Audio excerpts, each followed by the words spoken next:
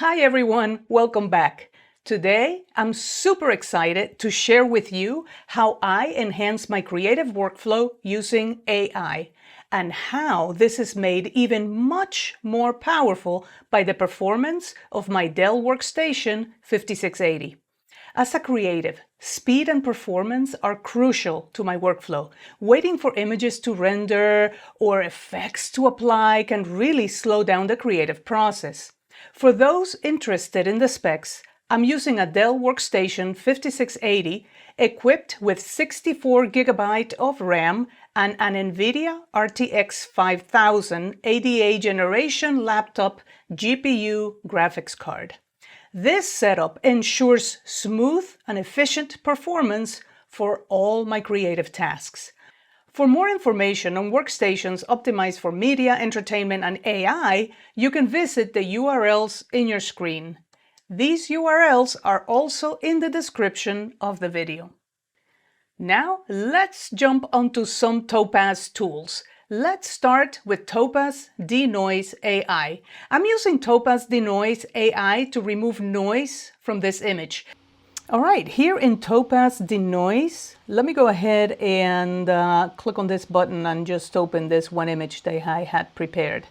Notice that all I did was open it. And it's already doing its thing. I mean, look at here on the left, look at here on the right, and we can see it like this as well. See with this line. Look at all the noise here and look at it. I didn't do anything. All I did was open this image. But let's check a couple of things. So File, Preferences, just a couple of things like a suffix for the name, and of course we can apply color correction or not, and the AI processor can be either auto or we can choose the Nvidia RTX card. So if we just do choose the Nvidia RTX card, you will see that the performance is going to be a little bit faster. Of course, the auto could have just chosen that one by default, depending on how your system is set up. Let's look at some of these AI models. Look at the standard. Look how it's just rendering down here super fast. Clear, low light. Look at that. Severe noise. And of course, raw, and you can see it right there. And then we can actually change some of the preferences in the model. So like we can remove noise more or less, we can enhance the sharpness, we can recover original detail and all of that good stuff. So I'm just going to do a zoom to fit so that we can see it a little bit better. And this is a quite bad image. I'm just going to select severe noise here and before, after, and it's a huge difference, huge difference. All I have to do to save it is just click on save. I'm not really going to do it now because I'm just showing it to you. And that's it. Click on save image and you're done. And as you can see, the software works incredibly fast and efficiently thanks to my powerful computer. Utilizing AI-powered software like Topaz Denoise AI has significantly improved my workflow. It's fascinating to see the advancements in AI technology, and it's crucial for us creatives to stay updated. So, on that regard, I am super excited to announce that I will be presenting at an upcoming AI summit organized by FMC, Future Media Concepts, Dell, and Nvidia in partnership with NAB. The event will be held online on September 14 and 15th and in person on October 24th and 25th, in conjunction, obviously, with NAB's show in New York.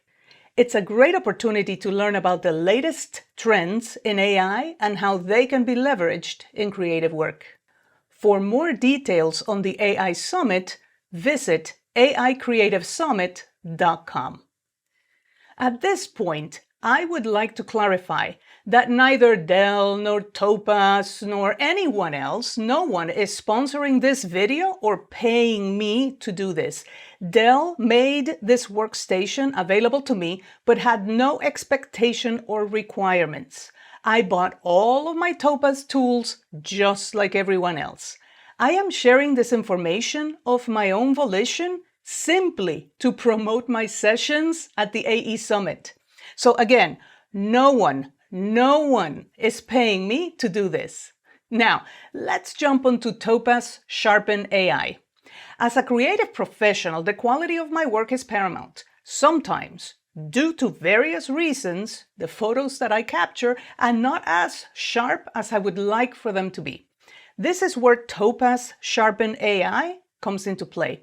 This software uses artificial intelligence to analyze and enhance the sharpness of your images. Here, I'm loading a slightly blurred image into the software. And it immediately starts working. I want you to again notice that I didn't click anywhere. This is just doing its thing. Look at the difference. Look on the left, look on the right, look at her face. Look at her face here. I like this a little bit better. Look at that.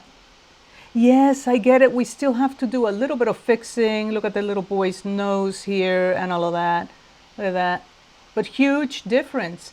And just like with the other tool, you can actually change the model, and then you can change the model parameters in here. Just like before, if you go to File, Preferences, you can actually choose to have the Nvidia RTX or whatever video card you have be the one doing the heavy lifting. And you can see how this is incredibly easy. So I want to do one more of the denoise one, and that is this picture. This is a selfie that my mother took probably, I don't know, 55, probably more than that, probably 60 years ago.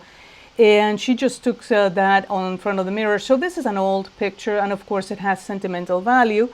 And look how incredibly well it did without my clicking anywhere. And yes, I get it. I'm gonna have to clean it up here a little bit, maybe enhance the contrast a little bit and all of that. But look at the noise. I mean, let me go back to 100%. Look at that. Look at the face, the eyes, and all of that, and then look at it now. It's an incredible difference. As you can see, Topaz Sharpen AI did a fantastic job in sharpening the image. It's impressive, really, how AI technology has revolutionized the creative process. Now, let's discuss Topaz Gigapixel AI. Quality is everything in the world of creative arts, you know that. Sometimes we come across images that are perfect in every way, except for the resolution. They're tiny. That's where Topaz Gigapixel AI comes in handy. This software uses artificial intelligence to enlarge images while maintaining a high level of detail. So here we are in Topaz Gigapixel, and I'm just going to click here where it says Browse Images just to open one that I had prepared. And this is simply a screen grab from Premiere Pro that I need to upsample so that I can show the details a little bit better when I create a training video that I'm working on. And I can scale this 0.5 times, 2 times, 4 times, 6 times. I like the 4 times for this. And look, I didn't do anything. And look at the difference. This is before, after. We can see the comparison side by side here. And, you know, we can change things as well. We can also crop. We can also turn on the AI model, and we can say, hey, you know what? This is going to be lines, for example. And it's going to change the algorithm that it uses to upscale these. I can say, hey, low res, very compressed. And you can see down here that it's working really, really fast. As you can see, Topaz Gigapixel AI does an amazing job of enlarging the image while preserving its detail. It's incredible how AI technology has transformed our creative possibilities. Now, let's get into Topaz Photo AI.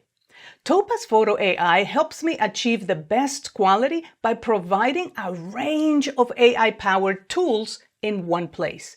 This software uses artificial intelligence to analyze and enhance your images in various ways, from denoising and sharpening to enlarging and more. Here, I'm loading an image that needs enhancement into the software. So this one is Topaz Photo AI. I'll click on the same browse images and I will use this one. This is a puffin that I recently took in Iceland, a picture of a puffin.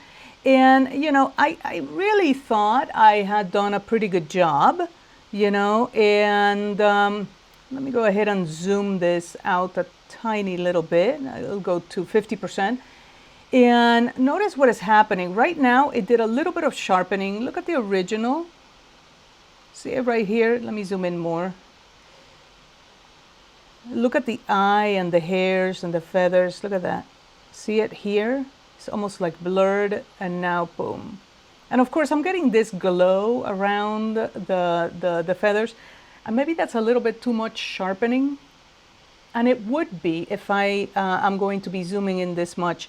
But I'm actually not. I'm actually going to be looking at it like yay. And look at the difference. I mean, now the original looks almost like if it were out of focus. And I want you to notice that it did everything automatic. I didn't tell it to upscale. It didn't feel like it needed noise removal. I can certainly turn it on. There were no faces detected. There was no text detected. All of that good stuff. It simply did it. I mean, I can just say, hey, remove some noise. It updates in no time. You can see the little update in here. So now it's removing noise and sharpening. And look at this. If you just hover on top of the word subject, it's smart enough, well, it's using AI to determine that it is the puffin that we are concerned. We don't care about the grass or we don't care about the background. It is the subject that we want. And of course, we can go into standard, strong, lens blur, motion blur, and all of that good stuff. I don't think it's necessary here. And yeah, this may look like it's a little bit too much. So I could turn the strength down a little bit. And it's removing noise and sharpening. You can see the update here.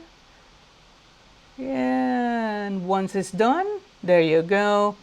There you go. I am very happy with those results. There's a couple of drops here that I can easily clean in Photoshop. As you can clearly see, Topaz Photo AI did an amazing job of enhancing the image. It really is incredible how AI technology works in these cases. Now let's talk about video for a little bit. Topaz Video AI utilizes deep learning to upscale videos, reduce noise, and bring out intricate details. Whether you're restoring vintage footage or enhancing recent clips, this tool is truly a game changer. Here in Topaz Video AI, I'm going to go to the preferences. So File, Preferences, and in here, I'm going to go to Processing. And yes, I'm using the Nvidia RTX 5000. And I'm going to use a maximum of 3 processes. We can go to the directories and you can change where the temp files, the model folder, and the export folders are. And now I think I'm just going to go ahead and import the video. This is a video that I had already prepared of Niagara Falls. And I want you to notice here on the right that you can choose presets. So I can just choose the auto crop stabilization, and that's exactly what's going to do. And here on the video, I'm going to stabilize it and upscale it 2 times. I'm going to leave the frames per second the same.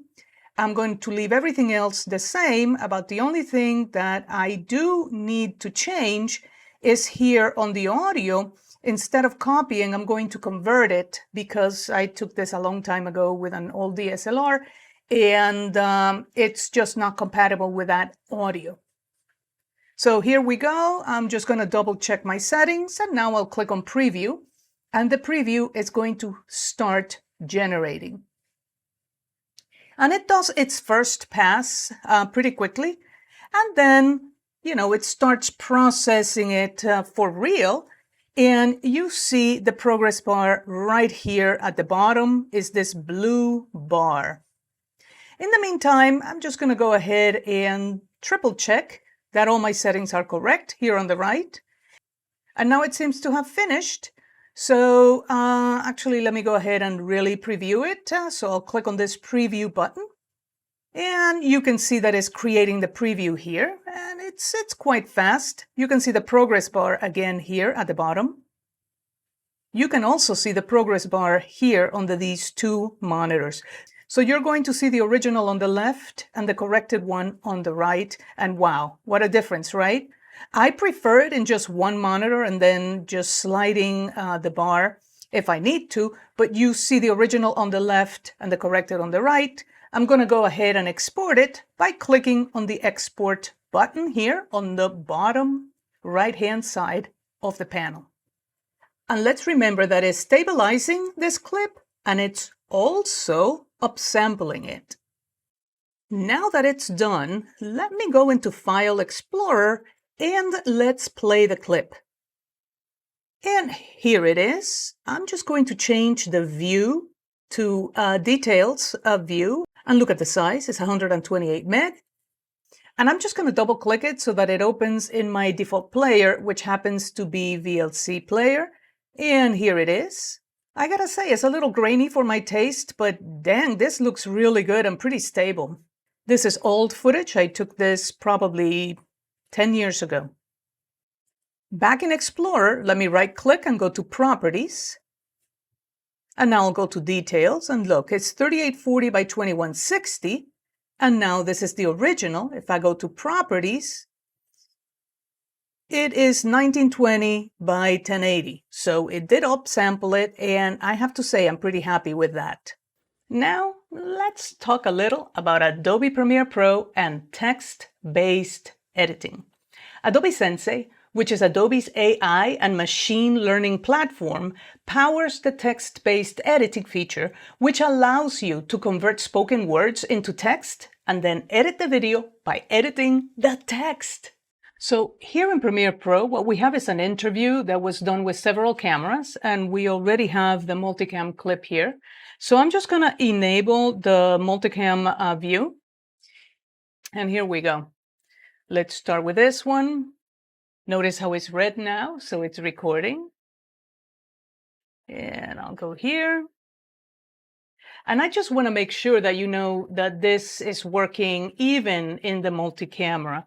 So now you see both, you see all four cameras. And I'll go to this one and this one. And I think that's about enough. So I'm just going to stop. And of course, the cuts were made. So I'm going to go ahead and toggle the multi-camera off. And this is what I have. So it's just switching from one camera to the next and all of that good stuff. And I'm going to go ahead and render the audio just so that we can see the waveforms. Of course, it's not necessary for what we're going to do, but there you have it. And we should be seeing the waveforms. They're a little bit low. So I'm just going to go to Essential Sound, tell it it's dialogue, auto match on the, and there you go. Now we can see these waveforms a little bit better. Again, not that it matters. I'm going to go to the assets and I'm going to go to the Tascam file, which is the file that has the voiceover, the good voiceover that we're using. Not that it matters because everything is already in sync. So let me just go ahead and double click this and now I'll go to the text panel. If you don't see the text panel, just go under Window and choose Text. So there you go. I'm going to just click here. So I'm in the text panel, transcript, and I'm just going to click where it says transcribe. And it's going to tell me what the source clip is. It's in English. Don't separate speakers because it's only one person. So just transcribe. And it actually does it pretty quickly. And it's going to give me a text transcription. And I have to say, pretty accurate. So it's not perfect, but it's pretty accurate because it's using AI. So it's also predicting, which words are going to go after which words. So, it actually does a pretty good job on that. And then I will be able to edit the video by editing the text. It's just an amazing thing.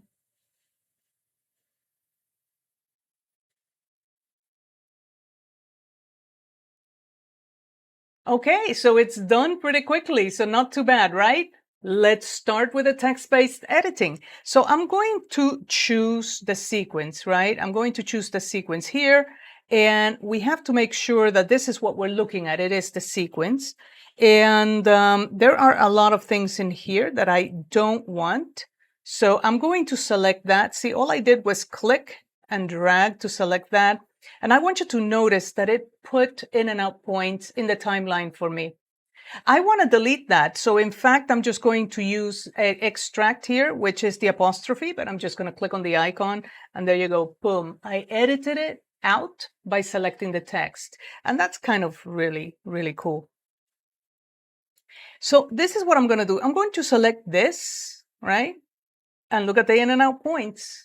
Right? So look what it has. It has what I like the most about it is a nice piece of country, blah, blah, blah. Now I'm going to right click and I'm going to cut it, extract it. Control X, Command X if you're on the Mac, right? So boom, gone. Now I'm going to put my playhead here at the beginning and I'm just going to paste. Control or Command V. And there you go. I just cut something out, edited it out. I rearranged it based on text. And it's working even on a multicam sequence. This is fantastic for me anyway. As you can plainly see, this feature makes the editing process much more efficient, especially for videos with a lot of dialogues or interviews. Now, let's jump onto color correction and Lumetri tools using the Auto Color Corrector.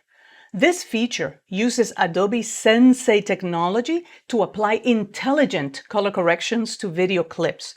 Color corrections are basic adjustments such as exposure, white balance, and contrast that enhance the look of your footage.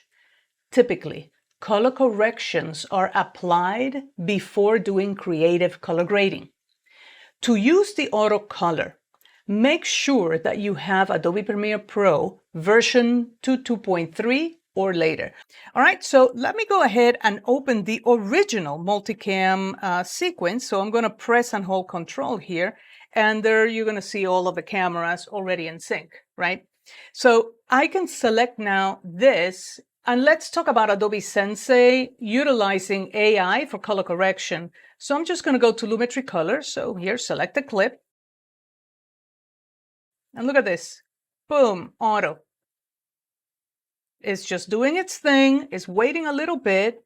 And there you go. You see how all those sliders got adjusted? There you have it. You can increase the intensity of the change or decrease it. Look at that. It's just amazing.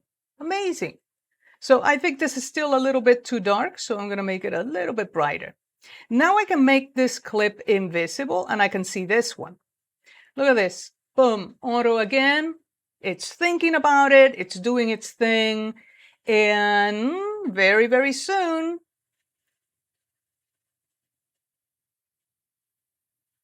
and there you have it. Now I can adjust the intensity as well. I think I want to do this a little bit more and maybe saturate it a tad. Of course, you know, I'm doing color correction, not looking at the scopes. So let me fix that. Let me look at my scopes. And there you have it. So you can see the before, after, before, after. Pretty neat, right? Let's do it with the third clip right there. Here we go. Auto. It should take no time. Change the intensity. Maybe I want it more, maybe I want it less. Turn it on and off. And finally, with the last one, hit the auto. And there you have it. Change the intensity, more or less. Turn the effect on and off. And you can see the change here in the vector scope. You can see the change here on the scopes. I'm going to reduce the saturation a little bit so that those blues don't go out of range. Not bad at all. I love this technology.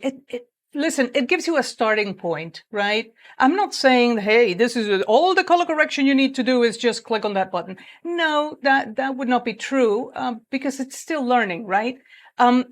But oh my God, it gives you a great starting point. And then you can use the other tools to just fine tune it and make it perfect. So,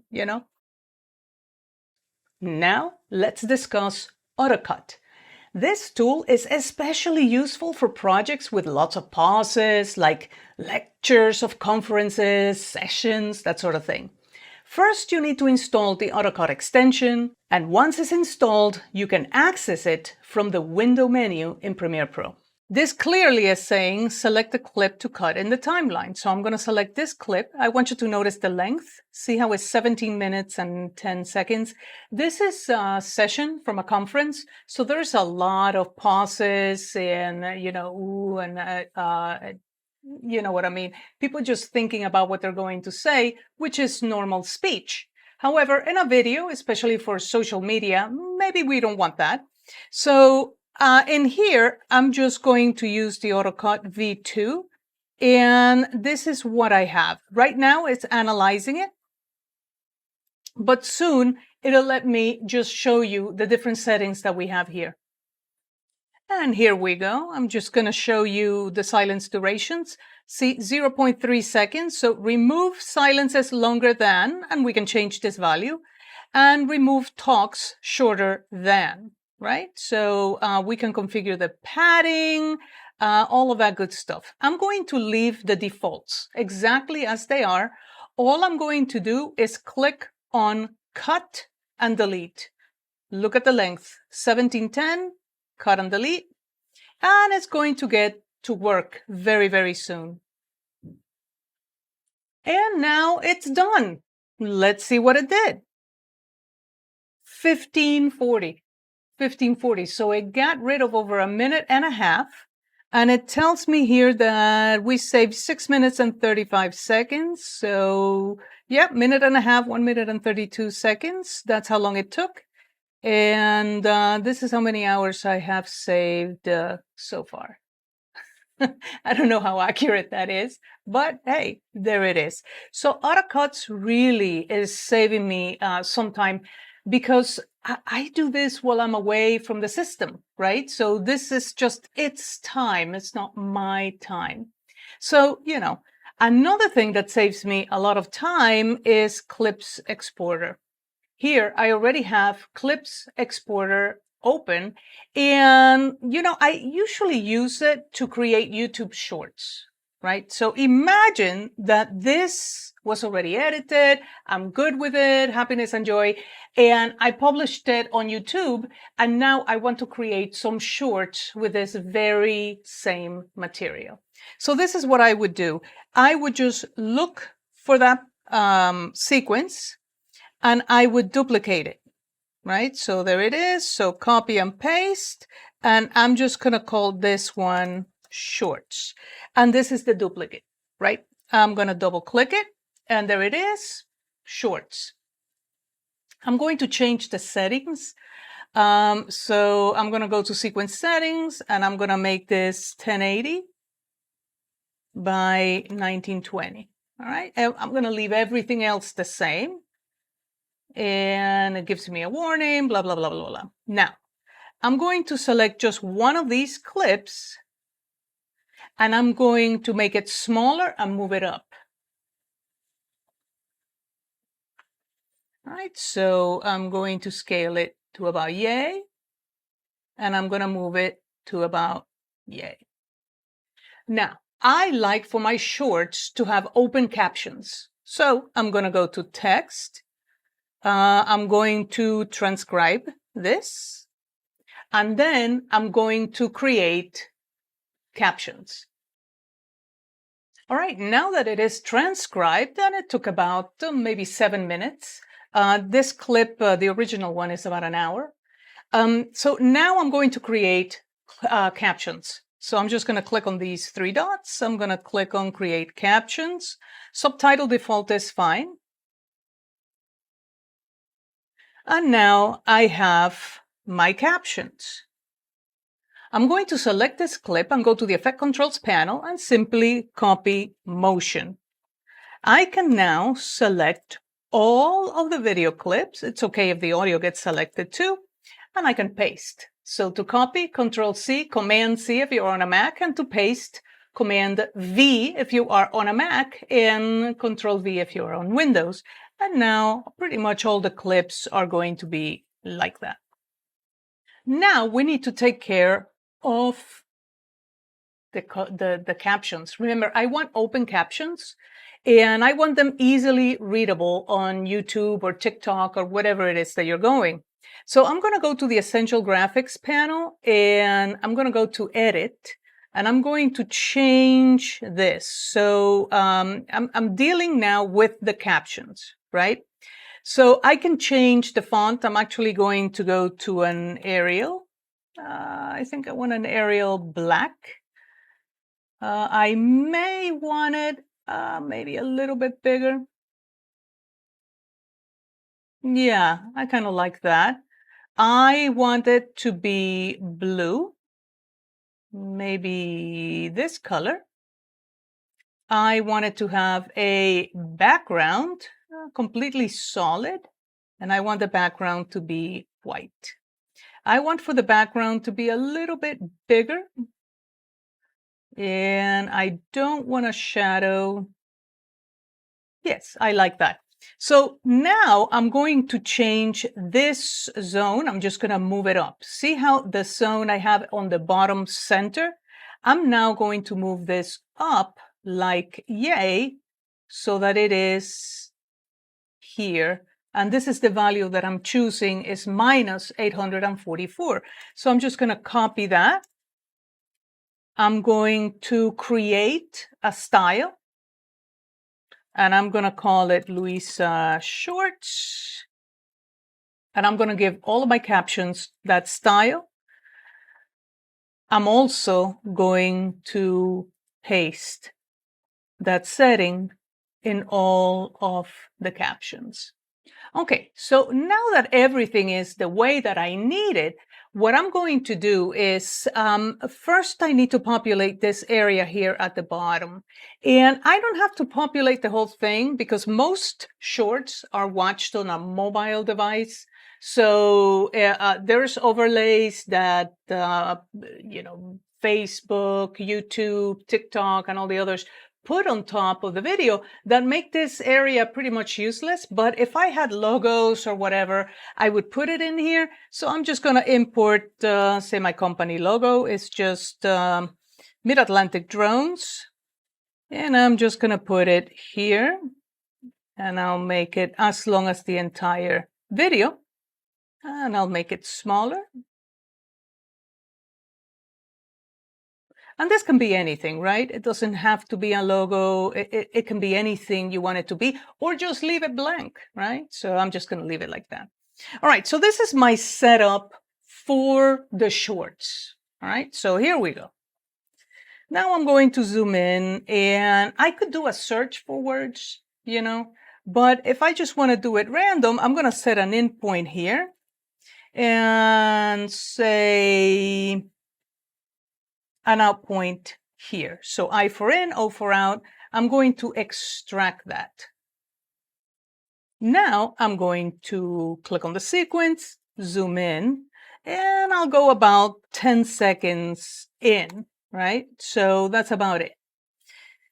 Maybe a little bit longer, maybe here, and I'm just going to cut right there. So I'll use the razor blade tool and I'll cut it. And now I'm just going to separate those a little bit by using the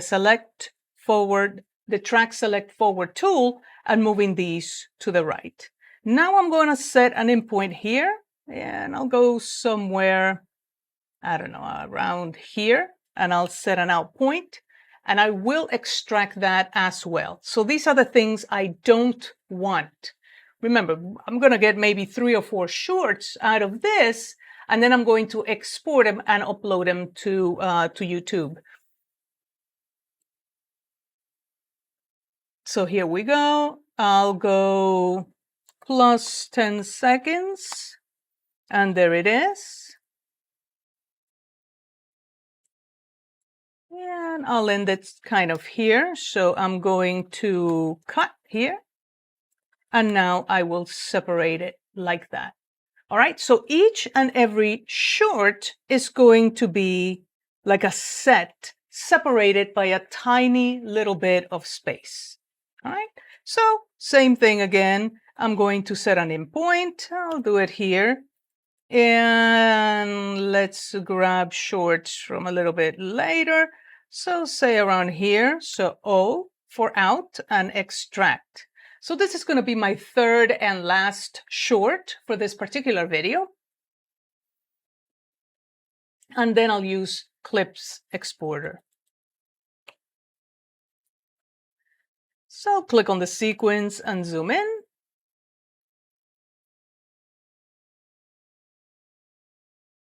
And say maybe here, I will just cut all of this down the line. And now select forward, track select forward. And I'll take it to around here. And I'll just cut, select everybody to the right and delete it. And now I am left with three distinct, this one is a little too long, so let me cut it shorter. I'll cut it here. I'll select all of these guys and delete. And now I'm left with three distinct shorts.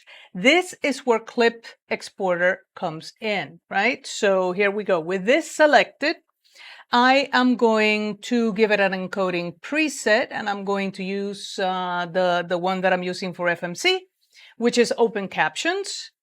And it's going to ask me which tracks to look at. And I wanted to look at the track where this is on, so that's V3, so video 3. I can add filters, I usually don't. It's asking me for a file name. I usually give it a sequence name and then the clip index. So this would be shorts 1, shorts 2, shorts 3, but you can give it any name you want. And then the output folder, I'm just going to go ahead and choose a custom folder.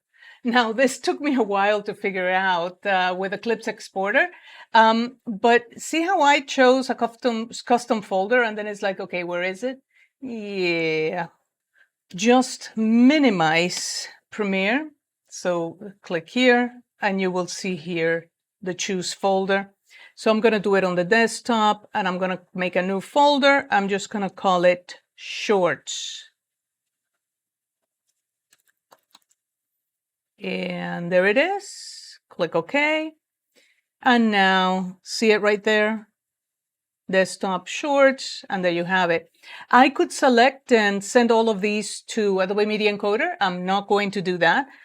So all I'm going to do is click on Active Sequence. And this is just a thing of beauty. It's already exporting those clips. And you might say, hey, Luisa, you know, I could have done this a lot easier with just the in and outs. Trust me, with 30 clips, with 50 clips, with whatever it is, this is easier. And if you need to render, say, just color-corrected clips without being edited, you don't even need to separate them. You just choose video track 1 or whatever those video clips are on and just export them, and there you have it. I do it with my drone business all the time where I shoot log and then I color-correct it and give it to the client already color-corrected, right? So I just put it in the timeline. I don't edit it. I just add a lot, color corrected, you know, make it look pretty, and then export the clips one by one, and that's what I give the client. It does make a difference. And voila, all the clips have been exported individually, and I didn't have to do it one by one. To end, I want to reiterate that I am stoked to announce that I will be presenting at the upcoming AI Summit organized by FMC, Dell, and Nvidia in partnership with NAB. The event will be held online on September 14th and 15th, and in person October 24 and 25 in conjunction with NAB Show New York. It's a great opportunity to learn about the latest trends in AI and how they can be leveraged in creative workflow. For more details on the AI Summit, visit AICreativeSummit.com. Once again, I'd like to clarify that neither Dell nor Topaz or Adobe or no one else is sponsoring this video or paying me. Dell made this workstation available to me but had no expectations or requirements. I bought all of my Topaz tools, all the Premiere Pro extensions that I showed, just like everyone else. I am sharing this information of my own volition to simply promote my sessions at the AI Summit. So again, no one is paying me to do this. All right, here are my sessions at the summit, the URL to get registered, and I truly hope to see you there. Thanks for watching and see you next time.